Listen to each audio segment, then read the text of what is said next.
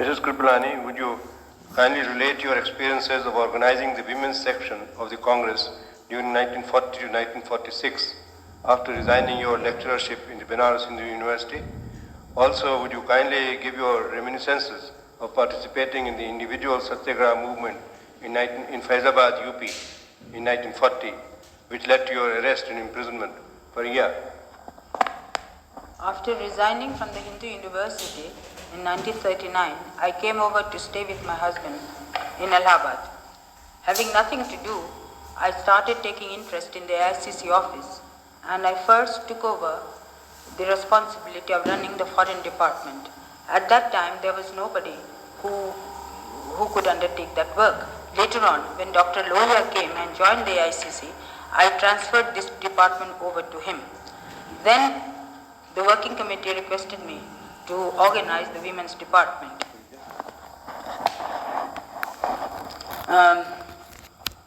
Thousands of women had participated in the various struggles of the Congress, but women had not been properly organized so far, and there was no women's organization parallel or part of the Congress organization. Therefore, they wanted an all-India women's department. This work was very difficult because women very easily come over and take part in jail-going programs when their husbands, fathers, brothers, sons are arrested. But it is difficult to get them for day-to-day political work, leaving their domestic responsibilities. Therefore, it was fairly uphill work. I had to go from state to state, meet the provincial Congress committee leaders, meet all the women workers, and set up little women's units in each state. One of the second difficulty in organizing women was money. The PCCs were always short of money, and they were very reluctant to set apart some money for the women's work. And without money, women's work could not be organized, as many of them needed some assistance for coming to the office, touring, etc. But however, in spite of all the difficulties, we were able to organize a fairly well-knit women's department, sending them programs, sending them literature from the AICC office, sending them leaders to go and meet them, and thus we were able to bring about a better, more coherent women's organization for the peacetime working of the Congress. I carried on this work for nearly a year when the individual Satyagraha came in. Gandhiji was preparing the country, raising the tempo to give a challenge to the British. But he had inherently some sympathy with the British as far as that war was concerned. Therefore, he didn't want a mass movement, and he decided upon individual Satyagraha, so that he was registering his protest against the British for launching India into a war without consulting the people, but at the same time, he was keen not to embarrass them. Therefore, he hit upon the idea of individual Satyagraha. Every single name of the Satyagrahi was selected and approved by Gandhiji. The states used to draw up lists of Satyagrahis, intending Satyagrahis, and from among the list, Gandhiji would select and send his approval. I had never been to jail before, and I used to feel somewhat, I would rather say I was suffering from an inferiority complex vis-a-vis the other Congress workers. So I was therefore very keen to go to jail as soon as possible. I was the 8th Satyagrahi in the struggle. The first Satyagrahi was Vinamba Bhave. The rule was, or rather the program that Gandhiji set before us was, that we should offer Satyagraha only from our own place of work. Now, I had done considerable village work in Faizabad along with my cousin Shri Dhirendra Mazumdar, who is a well-known constructive worker. Dhiren was organizing the women in Faizabad. He had done considerable amount of constructive work in Khadi, Gram Udyog and other things, but he had never organized women before. And women in East UP are very backward. They were very reluctant to come out. But the people generally had so much regard for Dhiren that they were even willing to allow their girls and daughters-in-law to come and work with him, but he needed some woman to create an atmosphere of confidence so that the girls could come out. He asked me to come over. So I went and stayed in Faizabad for some time, toured all the rural areas, organized camps, trained the women, and then after training them, we took them out and established them as Gram Sevikas in different villages. It was very interesting work because the men wouldn't allow the girls to work unless they were sure that they were properly protected. In order to assure that they were properly protected, we had to set up committees in each village where we set up the center. We used to get the leaders of the village, men and women, to come together and assure us that they will look after the girl, give her all cooperation, give a proper place for her to stay, and participate in all the programs. This, in a way, was the precursor of what was done later by the community development. The entire program of Gram Sevikas and rural development was in a way worked out by us, by my Dhiran and myself in Faizabad district. Later on, this work was taken over by the government when by the Congress 1937 Congress government. Unfortunately, their work didn't go on very well after we left because some of the leading personalities who took over the responsibility of organizing this work did not have the right attitude. Therefore, this work languished after a while. But later on, when again the community development work was started, they could gain something by the experiment that we had undertaken in Faizabad. I therefore decided to offer Satyagraha from Faizabad. Though I was staying in Allahabad, I used to do the normal Congress work in Allahabad too, but I decided myself to select Faizabad as my own particular area. So I sent a notice to the magistrate to say that on a particular day I was going to address a public meeting in Faizabad protesting against the policy of the government. My husband and myself, we reached Faizabad one day before and put up with a friend of ours. But before I could address the meeting, early in the morning, the police arrived and I was arrested. I was in Faizabad jail for a month. There was a trial inside the jail, and where I issued a statement indicating our stand, and I was given a year's sentence with a fine in lieu of which another 2 months. Then after the sentence was given, I was transferred over to Lucknow, where I spent most of the time, most of my jail term. Would you recall, Mrs. Kripalani, your key role during the Quit India movement of 1942 as an underground Congress leader for over a year till your arrest and detention during 1944 to 1945?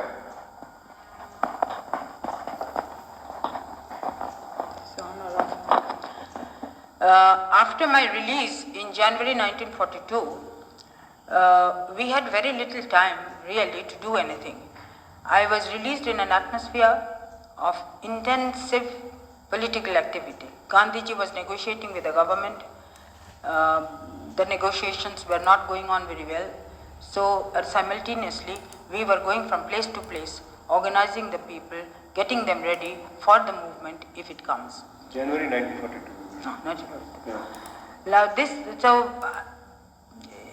during from January till August 42, when the Quit India movement started, my husband and myself, we were both most of the time out of Allahabad, touring different parts of India, addressing large public meetings, and off and on, when the working committee met at Wardha, I would accompany my husband and be with them.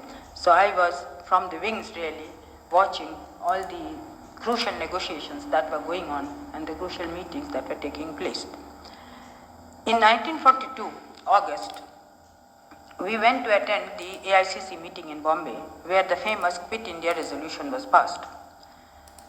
Even when this resolution was being passed, Gandhiji said that he yet kept the door open for negotiations with the British, and he would explore all possible avenues so that a real crisis does not come. Therefore, we did not think the arrest would come immediately. I think it was rather naive of us not to anticipate that we would be immediately arrested. However, because of Gandhiji's statement, we all believed that there would be yet some time before the arrest came. But on the 8th of August, the AICC meeting was over very late in the night. We reached home. We were putting up with Sardar in his Marine Drive flat. We reached home rather late, maybe about 12 o'clock or so.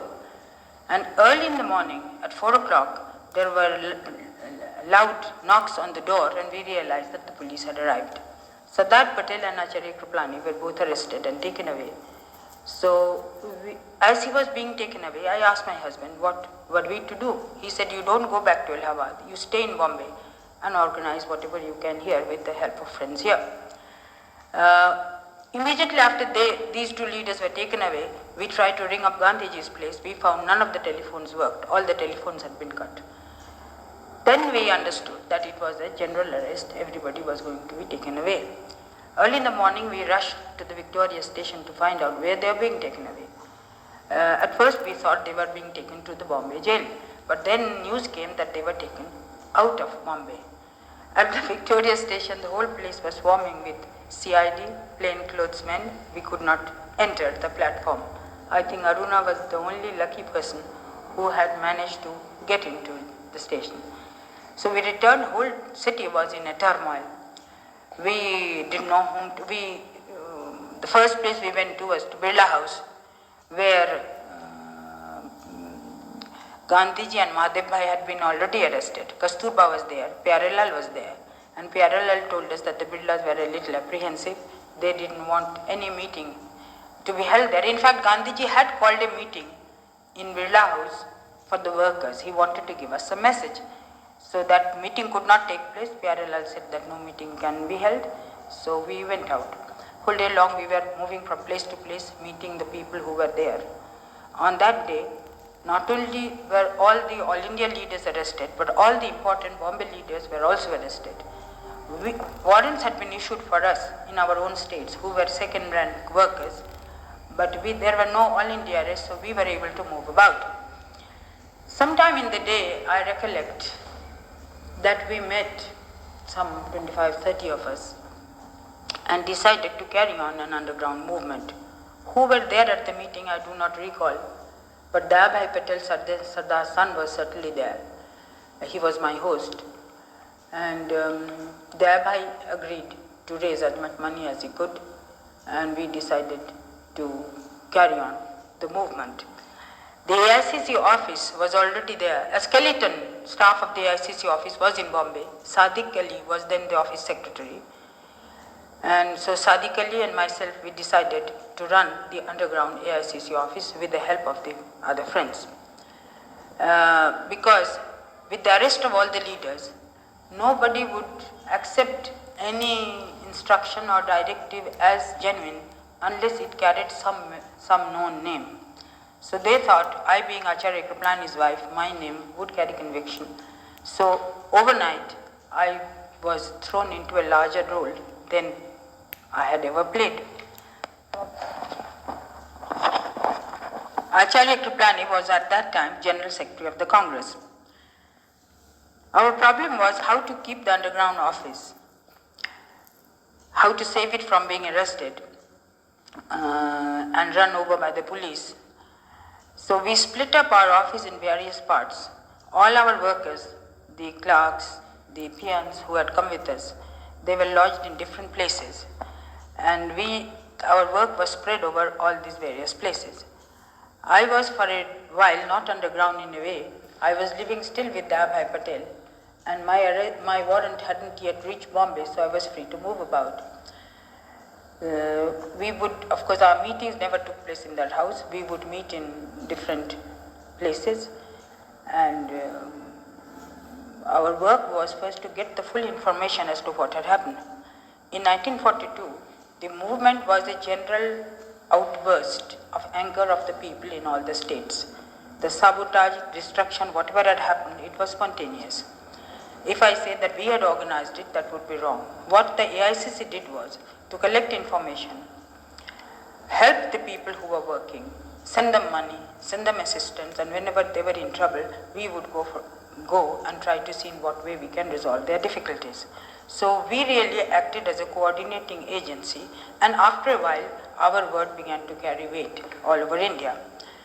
For a while, only Bombay people were there. Then gradually Achyut Patwardhan, Lohia, Aruna Asaf Ali came and joined us.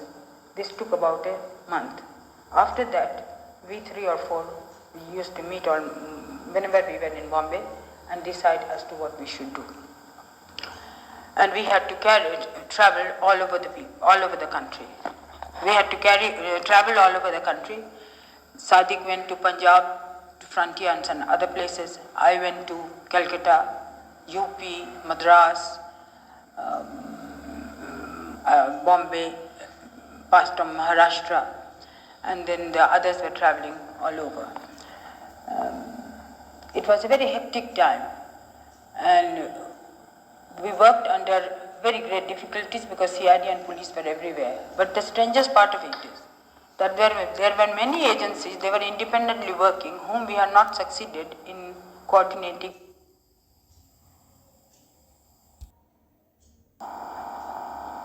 Mrs. Sucheta Kripalani continues with her reminiscences of the 1942 Quit India movement. There were many agencies working independently all over India with whom we had not succeeded in establishing any contact. And from time to time we would come to know, or sometimes we didn't even come to know who were working and in what particular field. Now I shall recount to you one experience of mine. During this movement, once we had to change our house quite frequently, that you can well understand. Once I was staying in the flat of a friend who had gone out on leave. This flat happened to be on the 4th floor. I used to be most of the day all alone. Sometimes in the evening somebody would come to take away the material that I had prepared in the day. And if we met other comrades, that would be usually at night, somewhere outside the flat. One day as I was getting down, I found at the two plainclothes people sitting on the staircase at the 3rd floor. The same was repeated the 2nd and the 1st floor. So I realized that this was a police raid and plainclothes people were there. I automatically thought that their object was myself. Anyway, I rushed away to another place and warned everybody that this house was being raided and they should not get in touch with it and nobody should go there. I waited at a friend's house the whole night and then sent somebody else to find out what was happening in that building. I was told that on the 3rd floor, some people had been working, another group, at sabotage, and the police had come to search them. They didn't know that I was upstairs. So after 2 days, we again came back and started our activity from that place. But soon after, we thought that it was better to leave. After a few weeks, there was a garage which was raided by the police. There was a third party working there, issuing pamphlets and other material and doing what else I don't know. So like that, there were innumerable groups of very enthusiastic young people, girls and boys and others who were working in various ways. There was a general spontaneous uprising of people and a desire to do or die the message that Gandhiji had given, and somehow or other to throw out the government. Now as far as we were concerned, we were helped by all kinds of people, because most of the non-Congress people were in jail, not only the first rankers, but second and third rankers who had been picked up at from their own residences or from their own towns. Except some of us who didn't go back to our own place, we could be underground. Now,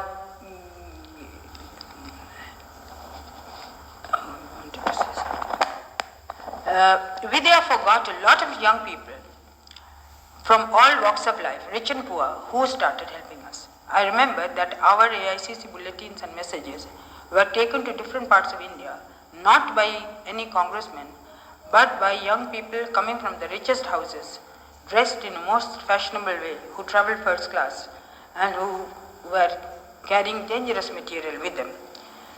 Then during the movement at one stage, we published a report. This was published by Goenka. I now forget the name of the book, which created a lot of furor. It included all the some of the speeches that had been delivered in the assembly as a protest against all the oppression that was being carried on in India, and other material and information, factual report of the oppression. This book was very bravely published by Goenka. In one night he published it. And in suitcases they were taken from Madras to various places. And these books were distributed by us all over India. And some of them we succeeded in sending out of India. We were regularly sending out information to America, England and other places in order to canvass their opinion for us. Then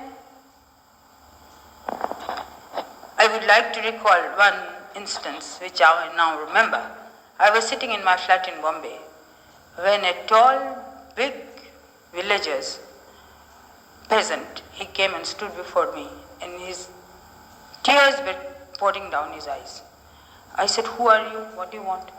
He said he was a man from Jaunpur district and he was one of our underground workers. He had been caught by the police. The police had made him to stand on a hot iron sheet, and if he wrinkled up his toes, he was beaten. So he showed me his soles. They were all riddled with swords, and then he told me a big story of how he had been tortured by the police to get information which he had not given, but he had decided that day that he would come and tell me about his experience. It was very interesting that when I was a minister in UP and I had gone on a visit to Jaunpur to address a public meeting, this man came and met me and we had a very affectionate and sentimental meeting. The atrocities that were going on were not even known because if you would remember that the papers were not publishing everything. The papers had gone on a protest, and on one day, I don't remember the date, when the newspapers came without any editorials are blank white columns against the policy of the government. So we had, one of the important jobs that we had to do was to get information from different parts of India and distribute it to the others. We established a very good system from Midnapur, where terrible atrocities had been committed. The Midnapur movement was perhaps the best in India, where they had established a pocket of independent rule. In that area, the government officers or any government agencies could not enter. The whole thing was controlled by the volunteers, men and women. It was called the Vidyut Vahini. Vidyut Vahini means the electric force. And they were very severely repressed.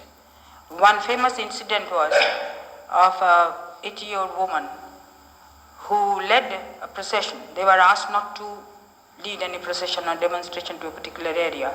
It was, this lady was called Matangini Hajra.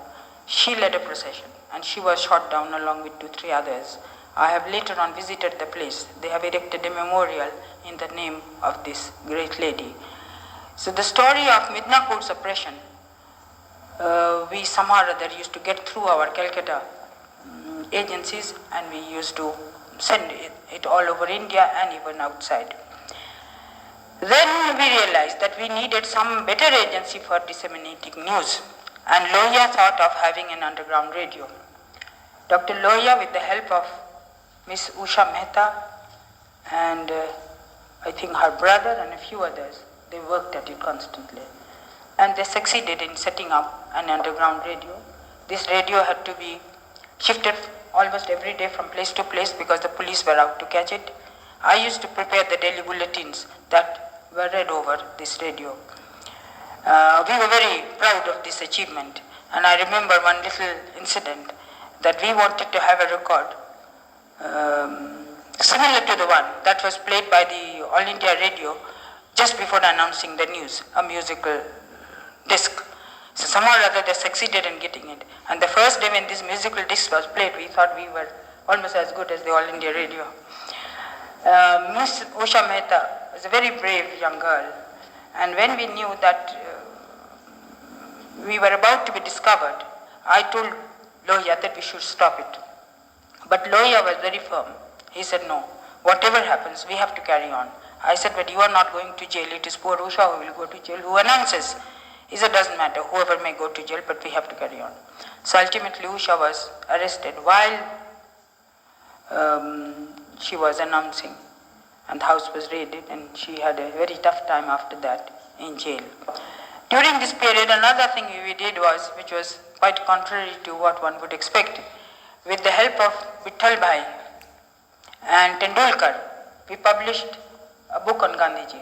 Vittal Bhai Jawahari and Tendulkar, we published a book on Gandhiji. All of us worked on it. And it was on his 60th birth anniversary. Perhaps I don't know. I must also recount to you a very strange experience. When Gandhiji was fasting in Aga Khan Palace, a time came when we thought he would die. The government had made all preparations to cremate him, and everybody thought he was sinking. I was so very disturbed that I decided whatever happens, I must go and see him. So I was then wanted by the police in almost all the states. But fortunately, I used to look very young, almost like a student, and the police didn't know what I looked like. Therefore, they were finding it a little difficult to catch me. So I went to the secretariat. H.B. Iyengar was the Home Secretary. I went to the secretariat under a false name, but after I entered Iyengar's room, I told him who I was. And I said, whatever happens, I must see Gandhiji. You may arrest me after I have seen him, but don't arrest me before I go. Somehow or other, he sent me word that I could go. I didn't know how he had managed to do it. Later on, in one of the articles that Iyengar wrote, I realized that he had gone and consulted the governor, and the English governor was liberal enough to say that I won't be arrested for 24 hours. And within that period, I went and saw Gandhiji. Gandhiji was very surprised. He said, how did you come? To Kaisi aayi? I said, I just managed. I didn't give him any further details. And then after I came out from the palace, that very evening I left with a whole set of my friends. We had a very dear friend, Mr. Pratap Dieldas, a Sindhi merchant, who helped us a great deal with money, and many of his relations and friends were acting as our agents carrying material. And I had gone in company with Pratap's relations, who were all well-dressed, smart young people. Among them I also dressed up and went as a member of the family. That's how I went to Pune, and that is how I returned. So he was of great help. In many ways he used to help me. Funds collection was not very difficult because people spontaneously came and gave. Our two main, as far as I am concerned, my two main collectors were Dabhai Patel and Pratap Dieldas. But as I told you, the whole movement was so spontaneous. Each underground member, worker or leader had his or her own sources. They used to tap their own friends and supporters. So I cannot say how much exactly was spent by the others, but as far as I am concerned, that is the AICC office proper, we spent during the underground movement about 3 to 4 lakhs, which we were very easily able to get. People came and gave us. And not only we ran our office in Bombay, but we used to send money to states like Bihar, like UP and other places where money was short. Once I remember, I had come to Delhi after being here for 2-3 days. I was going back to Bombay. Bombay was our main headquarters, really. So as soon as the train left, at the very first station, perhaps at Mathura, I saw 2 people watching my compartment. So I realized that the police had come to know of it. And I kept on watching for these people at the other stations also. After 2-3 stations, I was convinced that I was being watched and probably I'll be arrested before I reach Bombay. So I was sitting in a ladies' compartment. What I did, towards the end of the journey, I took one of the ladies into confidence and gave her the address of my sister-in-law, Sucheta Kripalani's sister, who was also a political worker, and said that in case I am arrested, you send a postcard to her to say that I have been taken off. Then though I was underground, but I hardly ever changed my clothes. I used to wear very thin, fine khadi, which looked like milk cloth, but I never discarded khadi. But I had a few gorgeous silk sarees with me for, if necessary, to change. So just before reaching Bombay, for 2-3 stations, I kept the shutters down so that the CID people didn't know if I had done anything.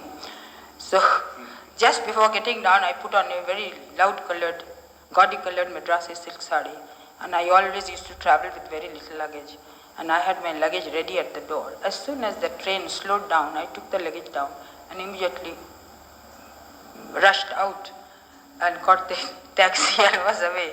So that man must have been looking for me in a white sari. But when this gorgeously clad lady came, he couldn't make out, and I was off. Well, there are several incidents like that. Another I must recount, which is very even interesting. Achyut, myself, and probably Aruna and Loya, I don't remember, some of us were meeting rather late in the night in a house somewhere near Sanders Bridge. We went on talking, and it was rather late. So at that late hour, there would hardly be any people walking on the streets, and they said if 4 of us wanted people walked out, we would be immediately picked up. So what to do? We couldn't stay where we were meeting. We couldn't spend the night we were meeting. So Achyut knew Dr. Baliga, the well-known surgeon in Bombay. That is how I came to know Baliga really. He rang up Baliga. His clinic was very near, and we could approach the clinic by some by lanes. So Baliga said, yes, you go and spend the night there as patients. So we sneaked into Baliga's clinic by the back door, spent the night there. Early in the morning, one by one, we left the place and we disappeared to our different haunts. So that is also a very interesting. There are lots of stories like that, I don't now remember. But from that day, Baliga became a very good and dear friend of ours. All of us were touring constantly. These the 3, 4, 5 leaders, because we had to keep in touch with the work that was going on. And I spent a lot of time in Bengal. Yes, I might as well mention that. During this time, the Bengal famine, the famous Bengal famine came. And because Midnapur was a rebel district, it was starved, and the government did not do anything to help to give relief to the people. So we decided to organize a relief. We were able to raise funds, and Mr. A.P. Chaudhary, who was at one time finance minister in Dr. Prafullo Ghosh's cabinet, he was our main man who organized the relief. He is a Midnapur man. He was a Midnapur man. So, in order to organize relief, I was in Calcutta. I spent about 6 months in Calcutta, of course, off and on, going and coming. And during this time also, I had to live in various houses. A week here, a week there, 5 days here, 4 days there, and we had various kinds of adventures, which I do not now recall. But the usual things, police chasing us, and we are hiding in different places and carrying on. But I am happy to say that we were able to raise some substantial amounts and help people during the great distress. Those were very painful days, because thousands were in Calcutta, starving, lying on the streets. Whenever we sat for a meal, we would have people asking for food on the streets. We would go and most often give our own meals to the starving people. I had never seen such distress in all my life. And the utter carelessness with which the government behaved and did not give them a relief was perhaps one of the reasons that really drove the iron into our souls. Once I went to Madras, I remember, along with Mr. A.P. Chaudhary, because Madras, the movement was flagging. One of the reasons was that Rajaji's attitude was quite, Rajaji was opposed to the underground movement, and Rajaji's lack of sympathy or opposition was creating difficulties for our underground workers. Most of the underground workers were young people, because the leaders had been picked up one by one. So their spirits needed to be raised a little, so we had to go. Both of us went. Mr. Chaudhary as Mr. Sen and I as Miss Sen. We traveled to Madras, stayed with Mr. G. Ramachandran, who was not so active in politics. He was a constructive worker. And there we contacted all the young people, met them, ironed out their difficulties, whatever they wanted we did. And as we were coming away, then some of them realized who we were, but otherwise for the whole period they did not know with whom they were dealing. Then how I got arrested, I might mention. Yes, I would like to mention something more. Towards the end of the movement, as the movement started flagging, because under severe repression, when one by one our workers were picked up, movement naturally started flagging. A controversy arose over violence and non-violence. And we had some or other persuaded Mashruwala, the editor of Harijan, to write an article not condemning us for the violence we had indulged in. This article became very controversial, and particularly some of those who had been arrested in the very beginning were now released. After they came out, these old congressmen started criticizing all that we had done. So as far as I am concerned, it was a very great moral dilemma for me.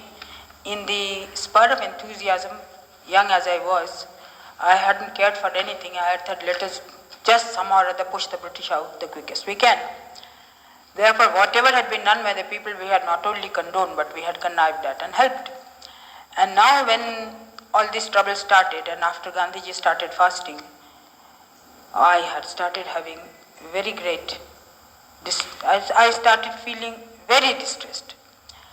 So to an extent, my heart was also broken that why should I carry on the movement? It is time for me to go to jail.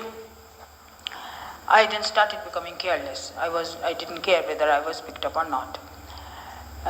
In that mood, I visited Patna.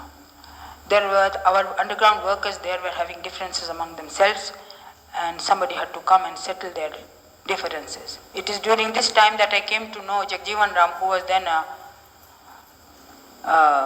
not a very important Congress worker, a lawyer and a Congress worker there, Jagjeevan Ram and several other Bihar people.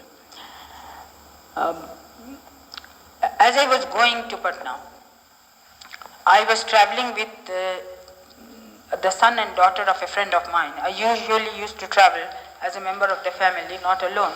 That was my camouflage. And I would sometimes travel third, sometimes travel in interclass, sit with the ladies mixed up so that the police won't know me. While I was traveling at Kanpur, a communist worker got in and he recognized me. So he started talking to these two children, and somehow or other they got my name out of them. He got it confirmed that I was Mrs. Kripalani. This man got down at Patna, and I also got down at Patna in the middle of the night. As soon as I got down, I told those people who had come to receive me that they shouldn't take me to the house where I was to stay, but to take me somewhere else, because these communists then were working as agents of the CID, and I was sure that he would betray me. So I was to put up in one of the well-known lawyers in Patna, I now forget his name, but I didn't go to his house, I was taken somewhere else. And at 4 in the morning, I think I had reached Patna about 2. At 4 in the morning, his house was raided, but luckily I was not there. Then I kept on shifting from place to place, and somehow or other I was able to iron out the difficulty. Then my cousin, Mr. S.N. Mazumdar, was then the Secretary of Industries. As it happened at that time, my mother and my brother and sister, two or three of them, were staying with him. They had come on a visit. They were anxious to meet me. I was a little apprehensive because I had come to Patna several times during the course of my movement, and by this time my warrants had been issued everywhere. But as I said, I was not in a mood to care for much. I wanted to get in. So I went to see them and spent the night there. Early in the morning, the whole house was surrounded about 3-4 truckload of policemen, and I was arrested and taken to the Patna jail where Rajendra Babu was lodging. It was a very embarrassing position from my cousin, who was a high government official. I remember one English SP or any young boy had come to arrest me. So he was feeling so embarrassed and he didn't know what to do, but however, we got over the embarrassment and I was there in jail. While in jail, in the beginning they had no suitable place to keep me. So for a few hours they kept me with Rajan Babu. Rajan Babu, who was starving for news, who hadn't had news for a long time, was very pleased to get all the latest information from me. Within a week I was sent to Lucknow, which was the usual jail for us. Mr. Kripalani, what is your assessment of the 42 movement? It's believed that it was generally sporadic and there was no central organization to control it as an all-India agitation, and that therefore it was doomed to failure.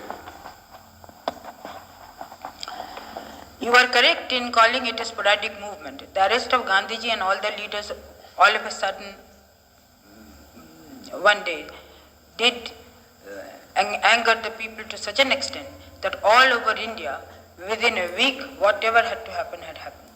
Violence, non-violence, various kinds of activities. And there was no well-known leader to guide the movement. That is correct. All that we did, the underground movement, we were not the top leaders then. We were second and third rankers. We got together, we somehow or other carried on.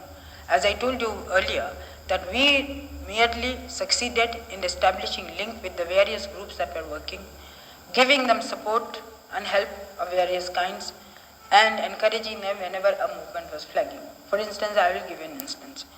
In 1944, January, by that time movement has flagged out to a very great extent.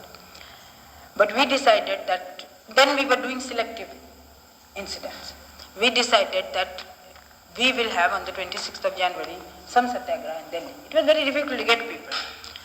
So I was sent from Bombay to organize this.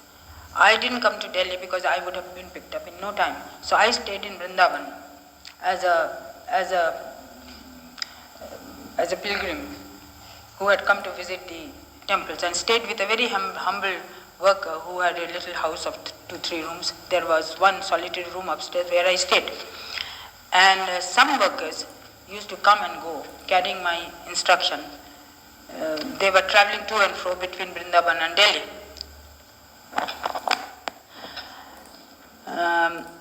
We were somehow or other able to collect some people, and a satyagraha was offered on the 26th. But I stayed for a whole month in Benares even to do this little thing, and I had to spend a lot of money to get it done.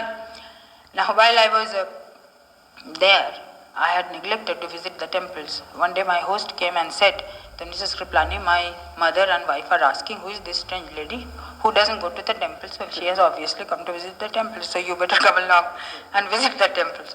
From then on, I used to visit the temples after a few days.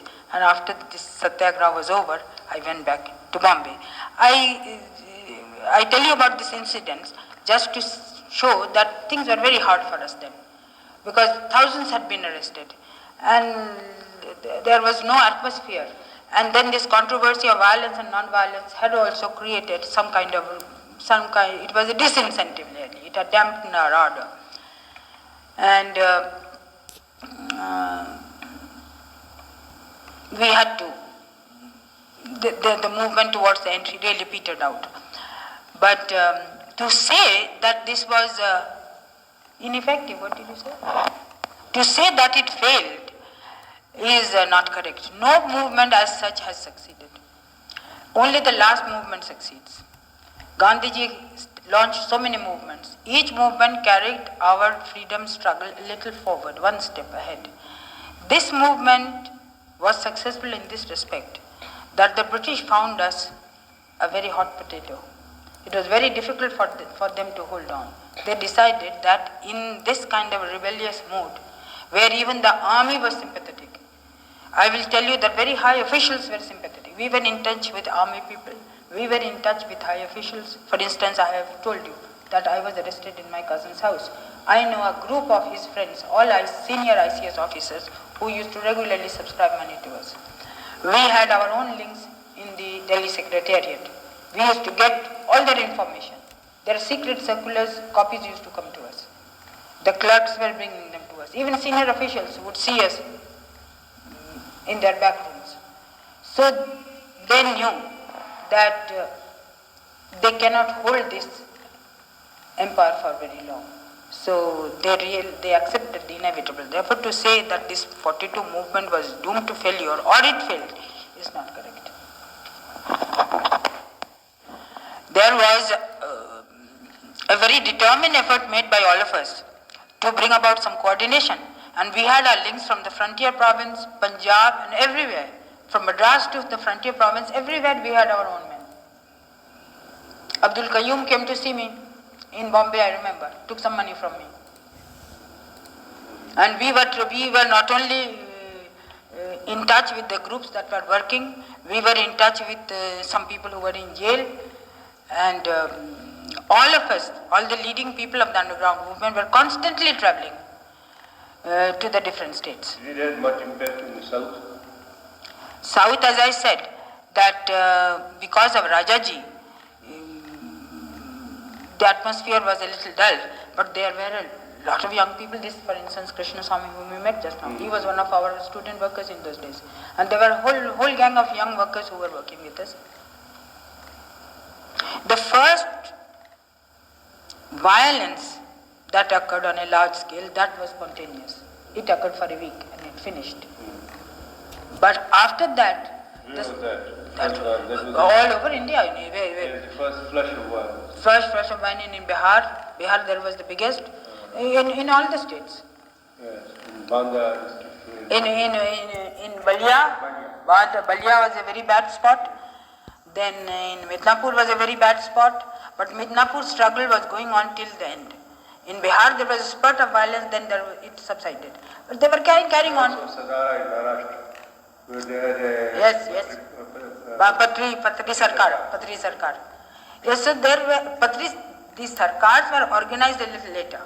But the first spurt of violence came spontaneously. And it was of a fairly large dimension, uprooting of railways, this and that and the other. Then efforts at violence was going on. I remember we were in touch with the group that was trying to destroy the electricity and render Bombay dark. We never succeeded, but they were going on. All kinds of things were going on. But the AICC issued a large number of circulars from time to time. And these circulars, we had decided that my name will not come into the circulars because I was running the underground office. We didn't want the office to be exposed. Therefore, these circulars were signed either by Aruna or by Loya or sometimes by Achyut Patwardhan. And these circulars are taken in to different parts of India. All over India they went. Our links are very good. We were able to reach every part of India. Though the work came out spontaneously, but what more could have been expected under those circumstances? Yes. There was no outstanding leader like Sardar or anybody whose word was law. We were comparatively unknown people. But we could only do this, that we saw that the movement was somehow or other carried on, even on a minor scale, till 1944, which is considerable in a way. What about in Punjab? Punjab, the movement was very slow, and very few people had come. After the rest, there were hardly any people. Then when Sadiq went to Punjab, he didn't know anybody. He carried a letter from me for my sister, who was the wife of Dr. Chawla, well-known mathematician. He was then professor in the government college. So my sister was very enthusiastic. So she kept Sadiq in her house for some time, then she shifted him from place to place, and then she, along with a few others, started raising funds and started getting some people to offer satyagraha. Whatever movement was carried on in Punjab after the first flush, really the credit should go to Sadiq and my sister Himani Chawla and her close group. Mrs. Kripalani, would you narrate your experiences as the organizing secretary of the Kasturba Memorial Trust from 1945 to 1946? After my release from jail, I went to see Gandhiji in Pune. He was then staying at the Nature Health Clinic of Dinsha Mehta.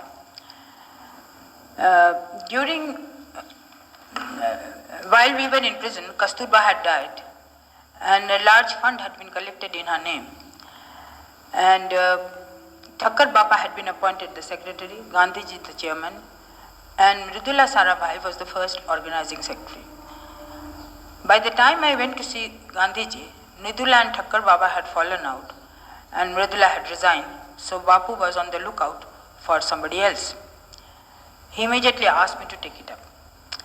I was most reluctant to take it up because this would mean I will have to be out of my home, traveling all over India, 25 days out of 30 days of the month.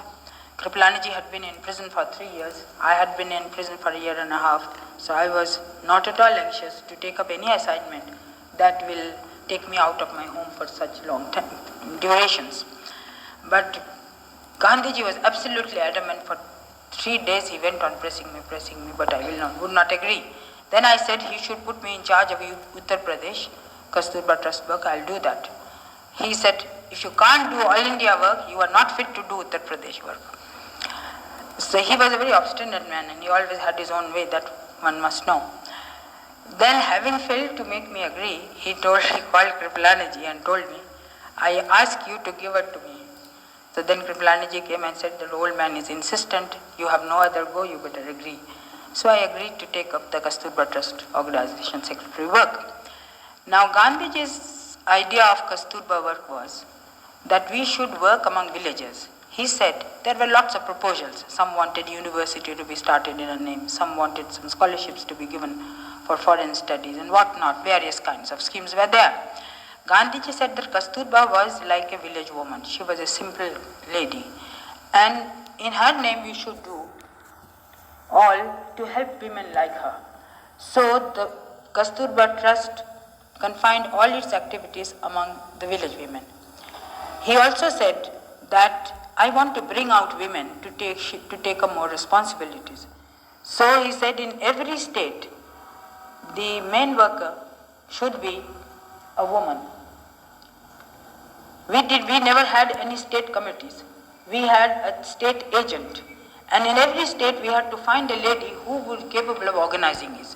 The main work was training women in various,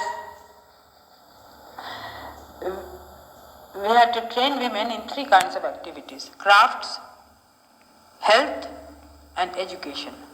We started Bal Badis or children's schools and we trained girls for that.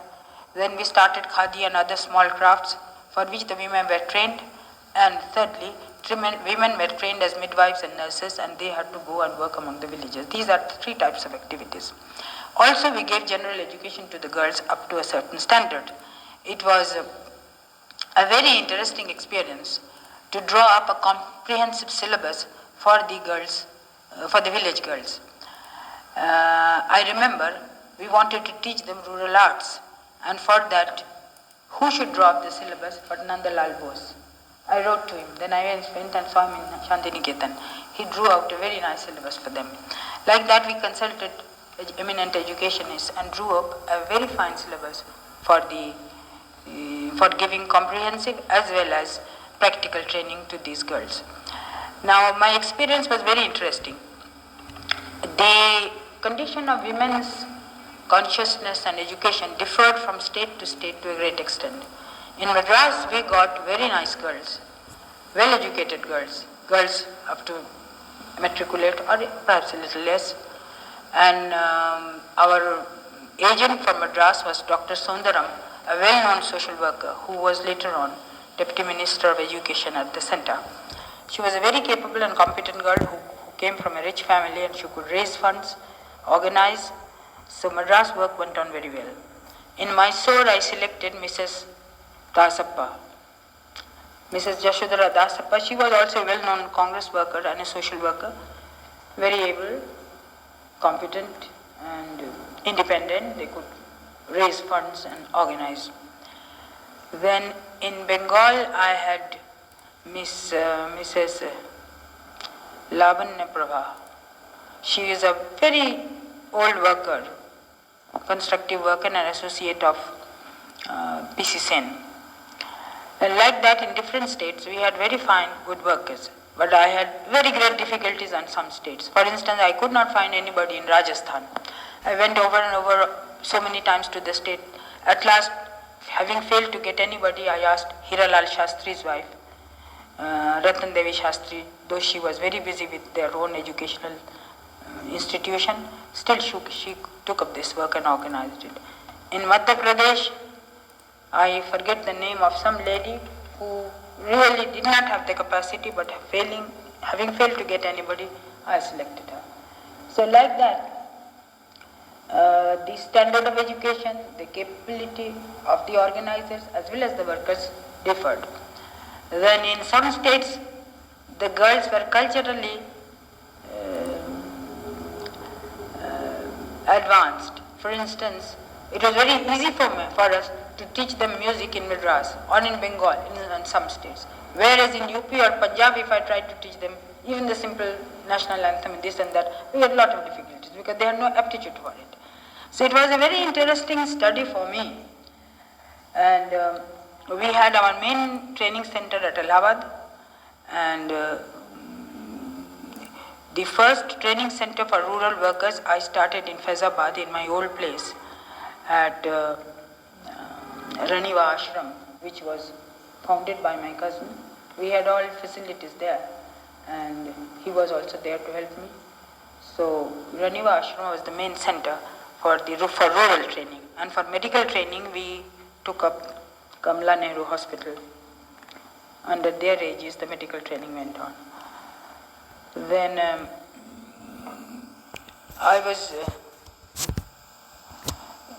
it was a very interesting experience for me, because for the first time really I worked closely with Gandhiji.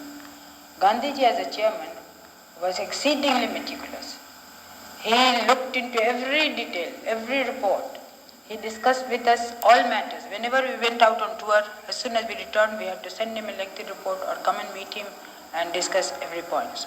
Now his idea was that for the first 5 years, we should help financially our state units and our local units. But that the financial help should taper off gradually, and so that by the end of the 5 years, they would be independent units working on their own. Gandhiji was very insistent, because Gandhiji understood that it was very difficult to get funds from outside and carry on any mass movement. Our idea was to bring about a mass women's movement, mass women's uplift movement. Unfortunately, this idea of Gandhiji's could not be translated. We tried very hard, but perhaps we didn't try sufficiently as much as Gandhiji wanted. But finance was always a trouble. Now I went on doing this work. I enjoyed doing it. We had training schools in each state. We had a central training school. Then as soon as the girls were trained for a year, we sent them out to the villages to start village centers. And these 3 categories of village centers were started. And it was very exhilarating to note how the girls, when they first came, in some states they were just like earthen dolls. There was no response. They won't even sit together to eat. They were so shy. But after being in our camps for a couple of months, they became so bold and brave. They would come out and they could even make little public speeches and all that. So it appeared to me that the latent ability was there, but it was all covered up with inaction and suppression of all these years.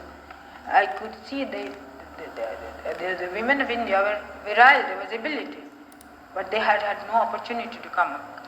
Now I carried on this work till 1946, till I went to Noakhali. When I was organizing secretary, but then I told Gandhiji that it was not possible for me to carry on both Noakhali work as well as this, so he permitted me to resign. What are your recollections, Mrs. Kripalani, of relief and rehabilitation work in the riot-affected areas in Noakhali, East Bengal in 1946, and your close association with Mahatma Gandhi in the work of restoring confidence amongst the terror-stricken people of this area? In October 1946, riots broke out in Noakhali, I think on the 10th. and we were there within 10 days. I shall tell you how it came about that I was there. Kripalani had just then been elected as president. He was the president-elect. We were getting very disturbing news about the situation in Noakhali. No true account was coming because nobody could go there. Some Congress leaders in Bengal had tried to go, but they had come back injured. So what actually was happening there was not known, and Gandhiji was very worried. You will remember that Noakhali came after the Calcutta Black Day or whatever they called it. This was a well-organized incident. The Muslim League as well as Muslim leaders had been were wanting to take revenge of Calcutta, and they were gradually working among the Maulanas, some of the MLAs. I remember one MLA called Ghulam Sarwar. They had organized volunteers who were going from place to place for some weeks terrorizing people. And then on a particular day, on a signal, they went and attacked, burned the Hindu houses, killed people, took away the girls, looted them, all the bazaars and everything was destroyed. But we knew nobody had any authentic or correct news. At that time, Satish Chandra Gupta, a very well-known constructive worker, Gandhiji's follower, he came to Delhi. He had a talk with Gandhiji, and Gandhiji told Satish Babu, you go ahead and I will send Kripalani after you. You try to get whatever information you can and then give it to him when he comes. Now I in those days used to be very busy with Kasturba Trust work. I was mostly out of Delhi. But just a couple of days before this happened, I had returned to Delhi, and all of a sudden I was told that Kripalani was going to Noakhali. I was very frightened because the reports were so frightening that I thought if he went there, his life was not safe. So I rushed up to Gandhiji. I said, if you are sending Kripalani, I would like to go with him. But Gandhiji would not give permission first, because he had refused permission to Mridula and a few others who had wanted to go. Then he considered over the matter. He said, yes, you are a Bengali. If you go, you can help Kripalani in interpreting things. All right, you go with him. Now we went to Calcutta and put up with Sarat Chandra Bose, who was then the Bengal leader. And we thought that Sarat Babu also must have collected some information about Noakhali by the time we arrived in Calcutta. But neither Satish Babu nor Sarat Babu had collected any information. So they were as ill informed as we were. Now the problem was how to go, because railway lines had been uprooted and it was a very difficult approach. So we asked Raja Bhadri, who was a good pilot. He got the Calcutta Flying Club small plane, and in that Sarat Babu, myself, Kripalani, I don't know who else was there, we only 2 or 3 could go. We went and we flew and got down at Kumilla, a derelict airstrip, wartime airstrip, in that we got down. Now Kumilla town had become almost a refugee town. People who had fled from Noakhali had collected there, and all the schools and public buildings are full of these refugees. So we met some of the Kumilla leaders who had come to receive us, and with them we went round to all the camps and got information from them. From them we learned how village after village had been destroyed. Not only Noakhali, but Tipara and Noakhali both were similarly affected. One area of Tipara called Chandpur was very badly affected. Then we didn't know what to do, because we didn't know how to proceed further. There were no means of going. Railways were not working and we didn't have any vehicle there. Then Sarat Babu decided that we should go and see the governor, who was at that time in, what's that place? Chittagong. Governor as well as the Prime Minister, Suravardi, were there. So we flew from Kumilla to Chittagong, and we went directly to the government house. I forget the governor's name, who was one of the labor leaders of England.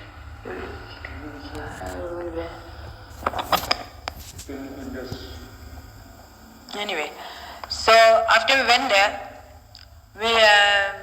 Of course, I was merely a hanger-on. They were talking. Sarat Babu and Kripalani were talking to them. The governor seemed quite complacent. He said, oh, everything is over now. Now there is no trouble. And Sudavardi also said, no, everything is under control. There is no trouble, no rioting going on.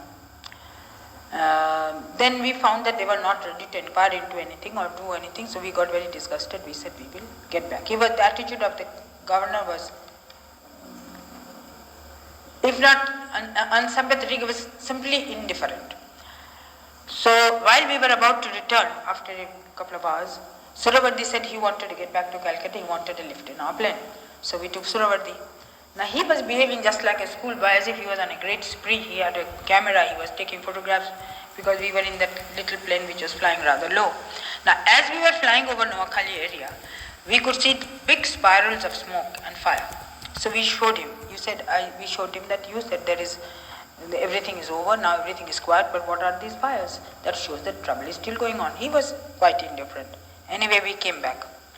After we came back, Sarat Babu, we found, was very reluctant to go further. His family people were not at all willing that he should take any risk and go again.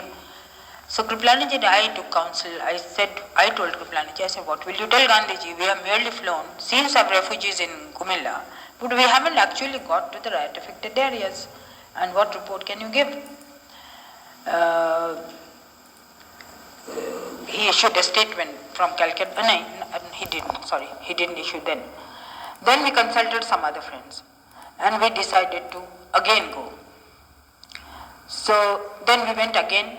First we got down at an airport called Peni.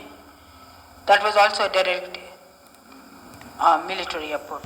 And from there, by various means, walking, by boat, even boats had been burnt, it was very difficult to get boats. By various means we reached Chomahani.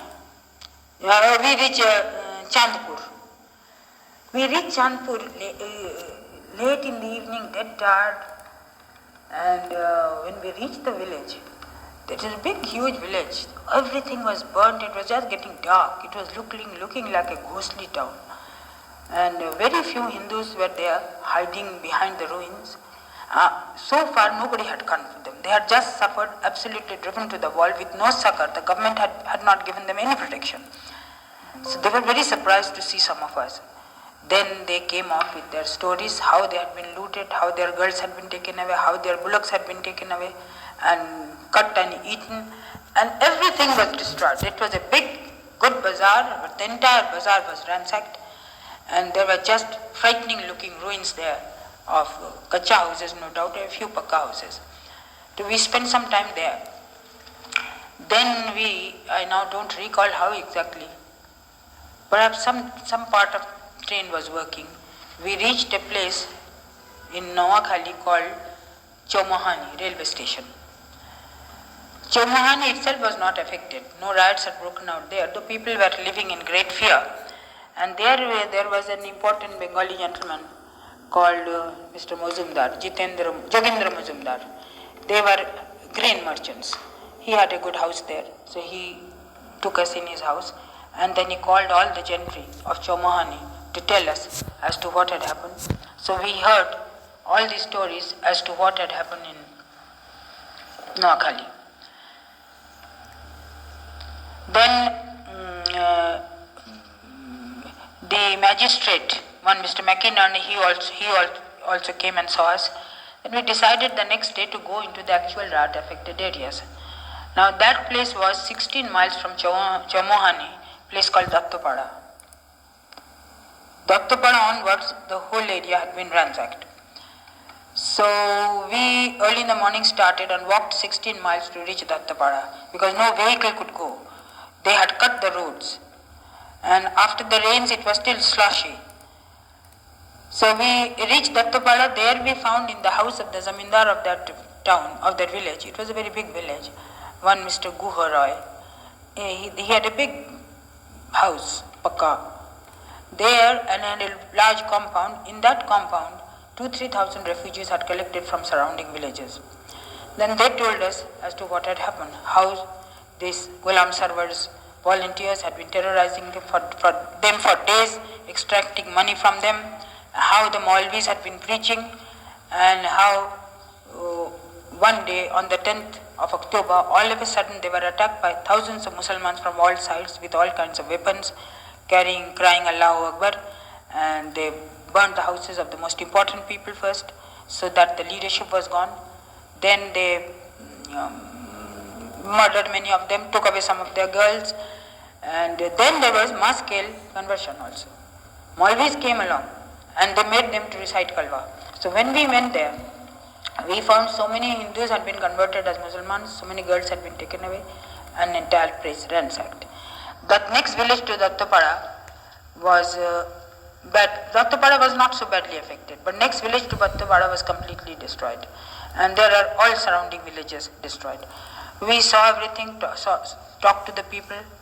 Then we were told of a girl of Dattapada who had been taken away by the Musalman,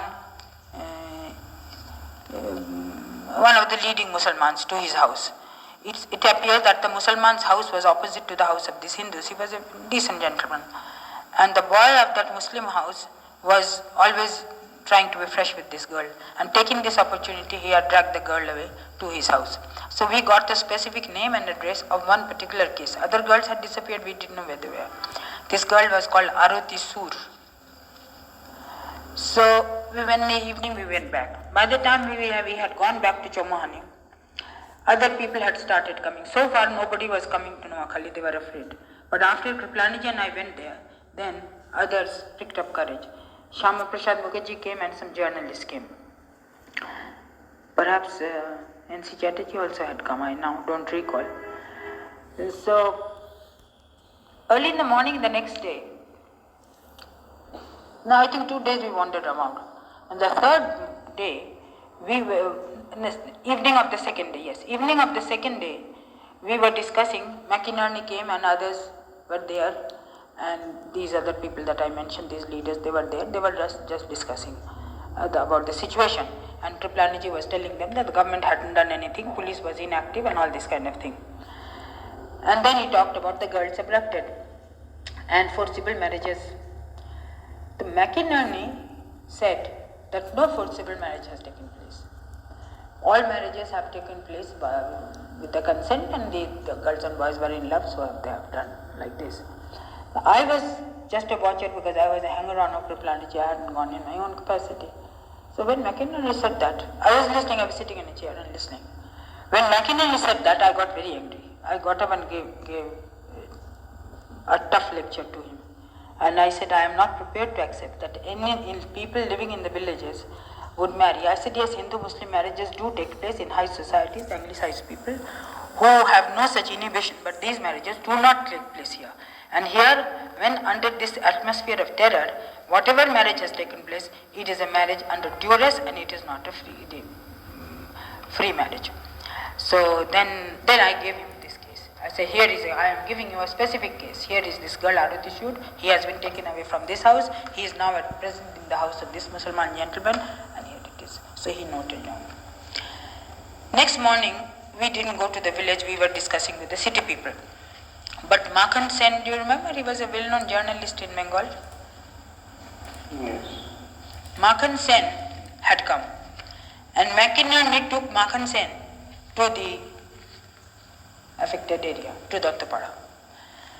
Now, I had told Makhan Sen also about this girl. Now, when they were going around, when they reached Dattapada, McInerney remembered that Mrs. Kripalani has given me a name. So he and Makhan Sen went to the house of this Muslim gentleman and called this girl. So girl was so frightened, she was married to this Muslim boy, and his father-in-law and mother-in-law, they were all standing there. So at first they said, have you been compelled to marry? She said no. So McInerney turned now to Makhan Sen and said, see, this is all nonsense. She has done on her own will. Then Makhan Sen called the girl apart. They say, he is the magistrate. You tell the truth. So then she started weeping. She said that they said that they will kill my mother and father. They will burn our house and destroy everybody. So I was compelled to come. Then he took the girl away. And I don't know whether he arrested those people or not anyway. Late in the evening, early next morning, we were to come back to Delhi because Kripalani had gone merely on a fact-finding trip, and he was to come back and report to Gandhiji. Now, late in the evening, we were sitting there at Mr. Mazumdar's house when McInerney started shouting from the gate, Mrs. Kripalani, come and see what I have brought. So I said, have you brought Arati? So then here, lo and behold, the girl was there. So it was the first streak of joy after a whole period of tremendous suffering for the people. Whole city turned up, and I told Mrs. Mazumdar, said, take her to the kitchen, don't treat her as an outcast, let her eat with all of us. So we did that. Now that was like a sea wave. All public started coming to this house, and next morning we were to leave. They said, no, we can't allow Mrs. Kripalani to go, she'll have to stay. So that is how it came about that I stayed in Noakhali. Kripalani ji left next morning, all of them left. I was left here. It was really very interesting incident. Then I had come only for 3 days with 2 sarees and no preparation to stay, no money also. So I said, Baba, for God's sake, send me some money for the relief work, I am staying back. So as it was lucky for us just then, because of this halchal, because they also sent the army then. They posted a few soldiers there. But the head of that unit was a Mussalman boy. Under him was an English lieutenant. They were posted in the